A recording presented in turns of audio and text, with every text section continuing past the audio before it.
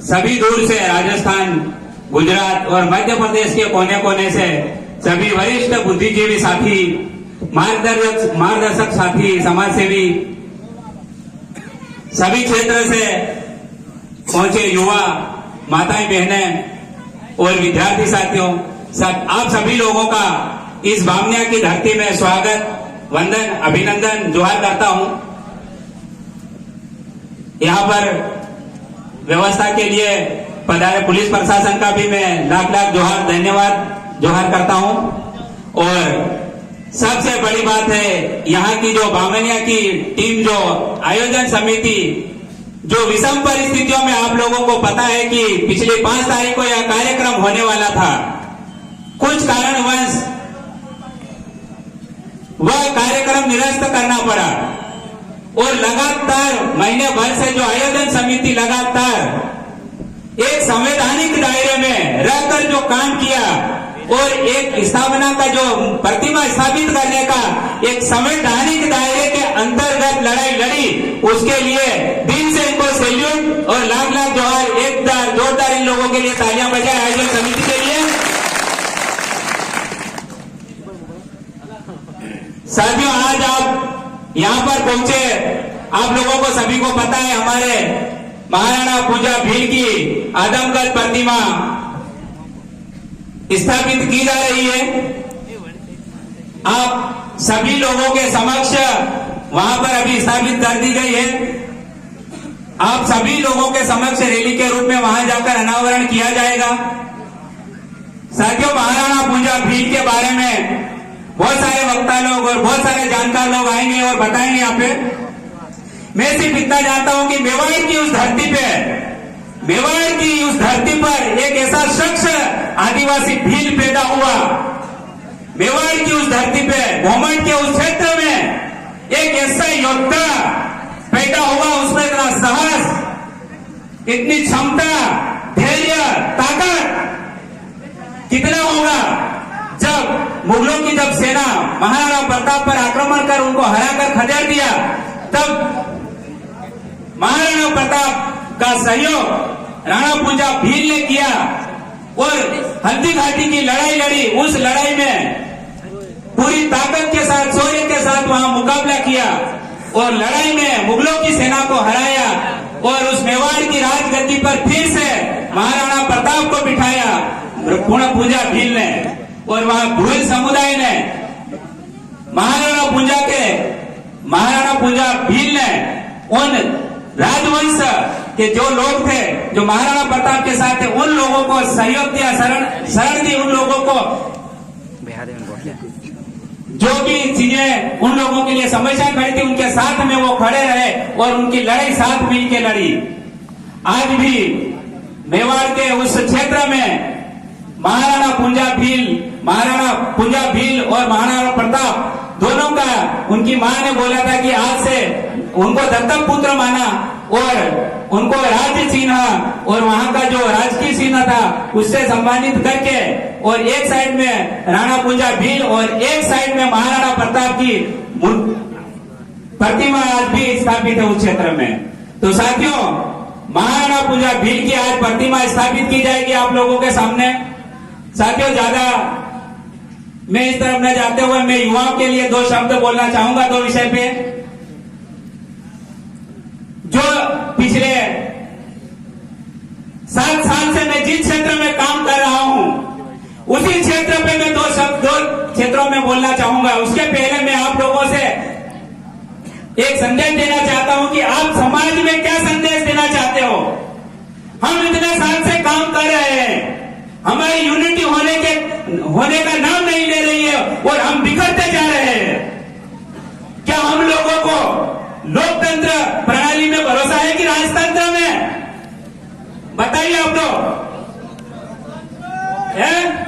लोकतंत्र चाहिए कि राजतंत्र? लोकतंत्र प्रणाली पे भरोसा करना है ना।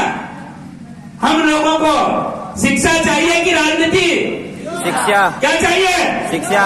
हम लोगों को रोजगार चाहिए कि राजनीति? रोजगार। क्या चाहिए? रोजगार। अरे पहले क्या चाहिए, राजनीति की शिक्षा? शिक्षा। क्या जरूरी है समाज के लिए? शिक्षा।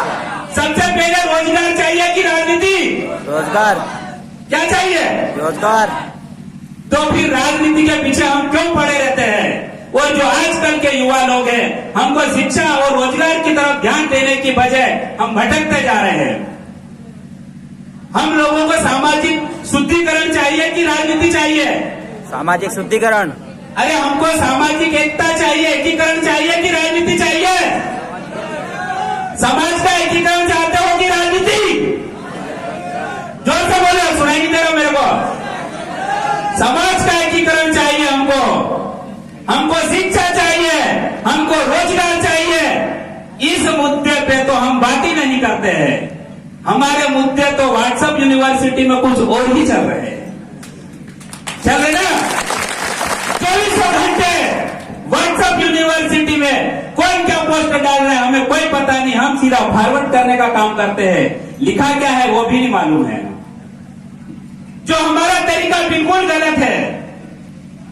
साथियों, मैं दो ही मुद्दे बोलूंगा, शिक्षा और रोजगार। साथियों, शिक्षा के क्षेत्र में ट्राइबल एरिया में देखिए, आप युवा लोग कोई आवाज उठाने को तैयार नहीं है। 2015 में निःशुल्क कोचिंग क्लास पहली मैंने जयस के माध्यम से शुरू की थी और जयस की नींव मजबूत करने के लिए पहली कोचिंग क्लास खोली थी हमने 2015 में, 4 दिसंबर 2015 में। और उसी समय मध्य प्रदेश में 35 कोचिंग 2 साल के अंदर खुली थी जयस के माध्यम से। तो शिक्षा के क्षेत्र में हम लोगों ने आगाज किया था। रतलाम से अलीराजपुर तक 8 कोचिंगों का उद्घाटन मैंने किया था और रतलाम से अलीराज तक हजारों बच्चों को निःशुल्क 8वीं से लेकर 12वीं तक पढ़ाया और कम से कम 100 के आसपास बच्चों को कंपटीशन की तैयारी करवा के हमने उनको सर्विस के क्षेत्र में भेजा था। आज हम उन मुद्दों को साइड में कर रहे हैं। हर व्यक्ति को कुछ और भविष्य दिख रहा है। हम कब शिक्षा के क्षेत्र में आगे बढ़ेंगे? हमारे पूर्व वक्ता भी इसी बात को लेकर चिंतित थे। अरे भैया, हम क्या कर सकते हैं शिक्षा के लिए, ये सोचना पड़ेगा। 2 साल कोरोना की वजह से आदिवासी एरिया में एक भी स्कूल नहीं, 7 साल के सब प्रमोटेड बच्चे हो गए। और जो कंपटीशन की तैयारी कर रहे थे उन बच्चों का भी भविष्य खराब हो रहा है। हम उस क्षेत्र में कोई बात करने को तैयारी नहीं है।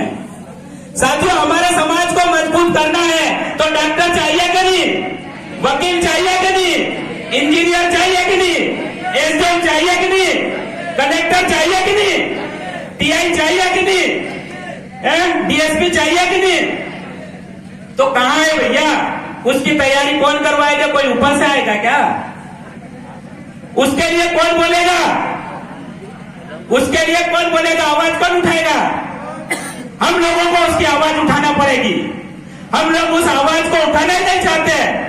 हमारे रास्ते और हमारे सपने कुछ और ही होते जा रहे हैं। हम जिस मुद्दे को लेकर चल रहे थे उस मुद्दे को आगे बढ़ाओ और उस मुद्दे के लिए काम करो। हमारे समाज में कलेक्टर होना, इंजीनियर होना, डॉक्टर होना, वकील होना, जज होना, हर अधिकारी होना चाहिए हमारे समाज में, और वो भी शिक्षा के क्षेत्र से ही संभव है। साथियों, इसी के साथ में मैं रोजगार के लिए बात करूंगा। 2 मिनट का समय दीजिए, मैं समझ गया आपकी बात। रोजगार के क्षेत्र में मैं जो चीज की है उसी की बात बोलूंगा, दूसरी कोई बात नहीं बोलूंगा। मैं धरातल पे काम करता हूँ, धरातल की बात करता हूँ, इसके अलावा फालतू हवा फायर में करता नहीं। मैंने शिक्षा के रोजगार के क्षेत्र में पिछले 7 साल में करीब 25 युवाओं को रोजगार के क्षेत्र में आगे बढ़ाया। आज 15 युवा जो 50 रुपए नहीं मिलते थे वो आज 5,000 रुपए जेब में लेके चलते हैं। ये मैंने करके दिखाया रोजगार के क्षेत्र में। तो ये रोजगार के क्षेत्र में हम कब बढ़ेंगे आगे और कब ये चीज करेंगे? साथियों, मैं इसी के साथ में एक वो नाना पाटेकर का जो डायलॉग था क्रांतिकारी फिल्म का, आप लोगों को पता होगा कि हम क्यों आए यहाँ पे पता नहीं, क्या कर रहे पता नहीं, क्यों जिए पता नहीं, क्यों मरे पता नहीं, लेकिन साला जी रहे मर रहे कोई कुछ कर ही नहीं रहे। तो हमको एक मिशन लेके चलना पड़ेगा शिक्षा और रोजगार का। और रोजगार और शिक्षा पहले और पॉलिटिक्स बाद में। पहले क्या होना चाहिए? शिक्षा रोजगार के पॉलिटिक्स? शिक्षा रोजगार पहले। साथियों, धन्यवाद। जय जवान, जय आदिवासी, जय भीम।